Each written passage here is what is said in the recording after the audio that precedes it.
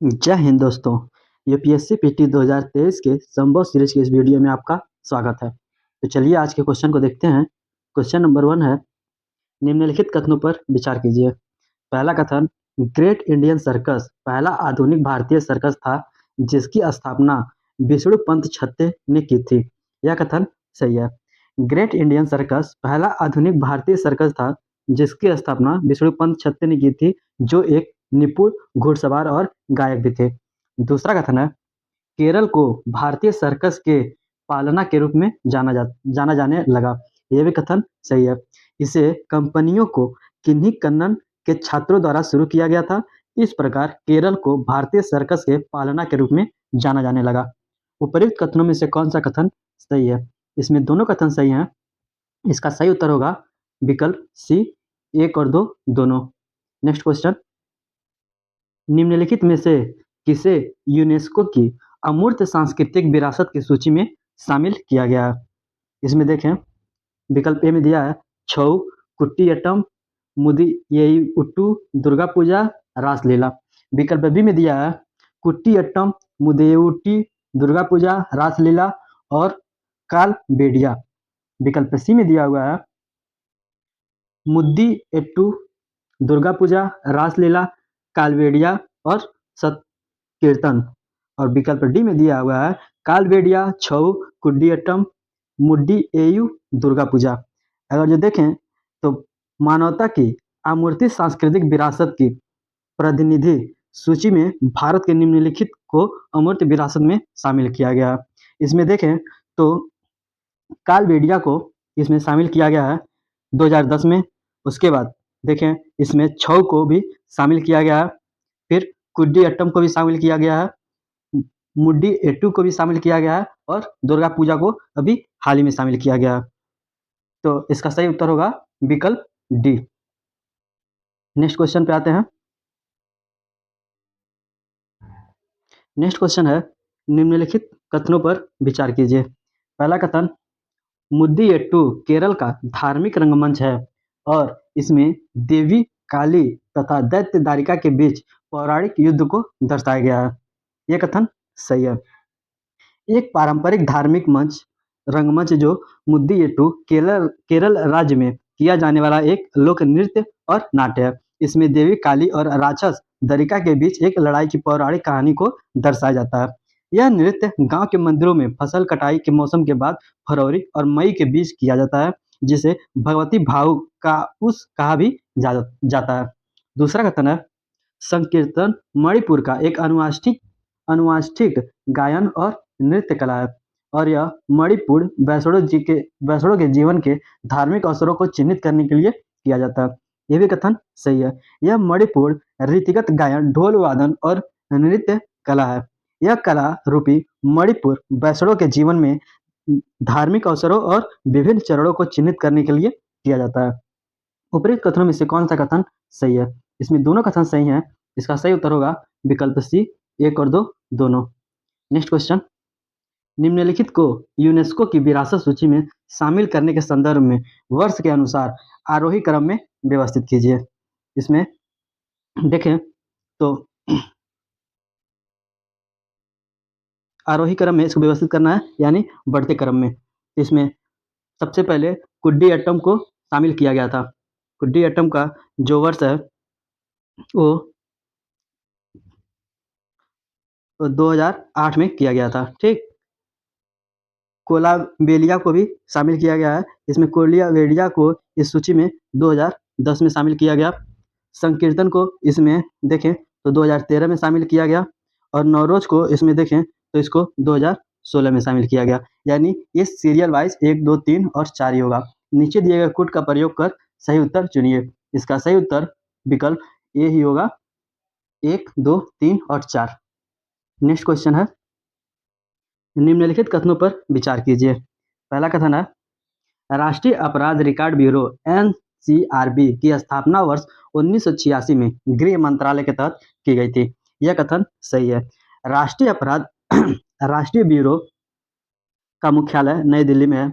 NCRB की स्थापना केंद्रीय गृह मंत्रालय के अंतर्गत वर्ष 1986 में इस उद्देश्य से की गई थी कि भारतीय पुलिस में कानून व्यवस्था को प्रभावी ढंग से लागू करने के लिए पुलिस तंत्र को सूचना प्रौद्योगिकी समाधान और आपराधिक मुक्त गुप्त सूचनाएं प्रदान करने में समर्थ किया जा सकता है। दूसरा कथन है एनसीआरबी की स्थापना संस्थागन समिति की सिफारिश पर की गई थी। यह कथन गलत है। यह राष्ट्रीय पुलिस आयोग और गृह मंत्रालय के कार्यबल जो 1985 है उसके सिफारिश के आधार पर स्थापित की गई थी। तीसरा कथन है एनसीआरबी के पास इंटर कॉपरेबल क्रिमिनल जस्टिस सिस्टम के कार्यान्वयन की जिम्मेदारी है। यह कथन सही है। अंतर प्रचलित आपराधिक न्याय प्रणाली परियोजना के क्रियान्वयन की जिम्मेदारी भी एनसीआरबी को दी गई है। उपरोक्त कथनों में से कौन सा कथन सही है? इसमें पहला और तीसरा कथन सही है। इसका सही उत्तर होगा विकल्प सी, केवल 1 और 3। नेक्स्ट क्वेश्चन, निम्नलिखित कथनों पर विचार कीजिए। पहला कथन है राज्य के विधायकों को सट्टेबाजी और जुए से संबंधित कानून बनाने की विशेष शक्ति दी गई है। यह कथन सही है। राज्य के विधायकों को भारत के संविधान की 7वीं अनुसूची के सूची 2 जो राज्य सूची से संबंधित है कि प्रविष्टि संख्या 34 के तहत सट्टेबाजी और जुए से संबंधित कानून बनाने की विशेष शक्ति दी गई है। कथन 2 है कौशल के खेल के परिणाम पर पैसे या संपत्ति को दांव पर लगाना प्रतिबंधित है और दोषी पक्षों पर आपराधिक प्रतिबंध लगाए जाते हैं। यह कथन गलत है। मौका के खेल के परिणाम पर धन या संपत्ति को दांव पर लगाना निषिद्ध है और दोषी पक्षों को आपराधिक प्रतिबंध के अधीन है। हालांकि कौशल के खेल के परिणाम पर कोई दांव लगाना अवैध नहीं है और इसकी अनुमति दी जा सकती है।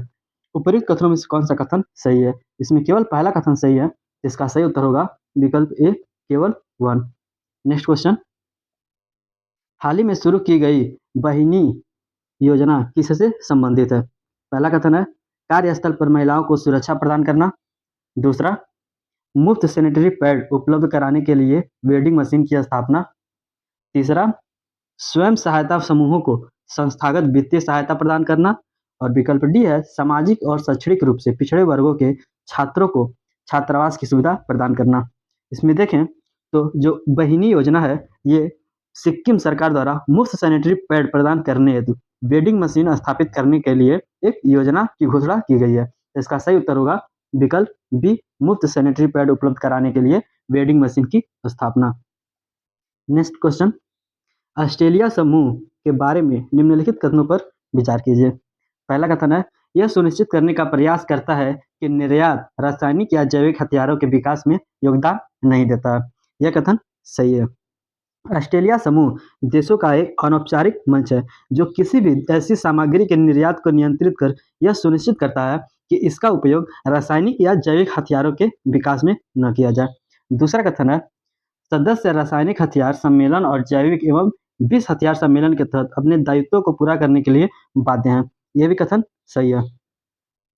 राष्ट्रीय निर्यात नियंत्रण एवं उपाय ऑस्ट्रेलिया समूह के सदस्यों को रासायनिक हथियार कन्वेंशन एवं जैविक एवं विषाक्त हथियार कन्वेंशन के तहत अपने दायित्वों को पूरा करने में सहायता करती है। तीसरा कथन है भारत 1985 में एक संस्थापक सदस्य के रूप में समूह में शामिल हुआ है। यह कथन गलत है। इसका सही उत्तर होगा विकल्प बी, केवल 1 और 2। नेक्स्ट क्वेश्चन, सफेद फास्फोरस युद्ध सामग्री के बारे में निम्नलिखित कथनों पर विचार कीजिए। पहला कथन है यह एक ऐसा हथियार है जो रासायनिक तत्व फास्फोरस के अवरोपों का उपयोग करता है। यह कथन सही है। सफेद फास्फोरस युद्ध सामग्री के परिवेश में यह कथन सही है। दूसरा कथन है हवा के साथ प्रतिक्रिया करके तत्काल विस्कात फास्फोरस पेंटोसाइट वाष्प के आवरण का निर्माण करता है। यह भी कथन सही है।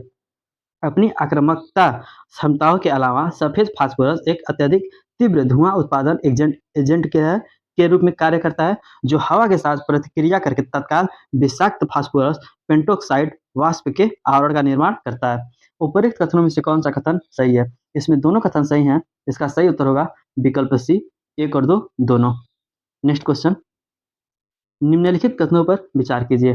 पहला कथन है फ्लड प्लेन जोनिंग को बाढ़ प्रबंधन के लिए एक प्रभावी संरचनात्मक उपाय के रूप में मान्यता दी गई है। यह कथन गलत है। फ्लड प्लेन जोनिंग को बाढ़ प्रबंधन के लिए एक प्रभावी गैर संरचनात्मक उपाय के रूप में मान्यता दी गई है। दूसरा कथन है फ्लड प्लेन जोनिंग को मूल अवधारणा बाढ़ से होने वाले नुकसान को रोकने के लिए बाढ़ के मैदानों में भूमि उपयोग को विनियमित करना है। ये कथन सही है। इसमें देखें तो फ्लड प्लेन जोनिंग की मूल अवधारणा का उद्देश्य बाढ़ में होने वाले नुकसान को सीमित करने के लिए बाढ़ के मैदानों में भूमि के उपयोग को विनियमित करना है। और इसका अगर उद्देश्य जाने तो इसका उद्देश्य है विकासात्मक गतिविधियों के लिए स्थानों और क्षेत्रों की सीमा को इस तरह से निर्धारित करना कि नुकसान जितना हो सके कम से कम हो। उपरोक्त कथनों में से कौन सा कथन सही है? इसमें केवल दूसरा कथन सही है। इसका सही उत्तर होगा विकल्प बी, केवल 2। अब मिलते हैं आपसे अगले वीडियो में कुछ इंपॉर्टेंट क्वेश्चन के साथ। धन्यवाद।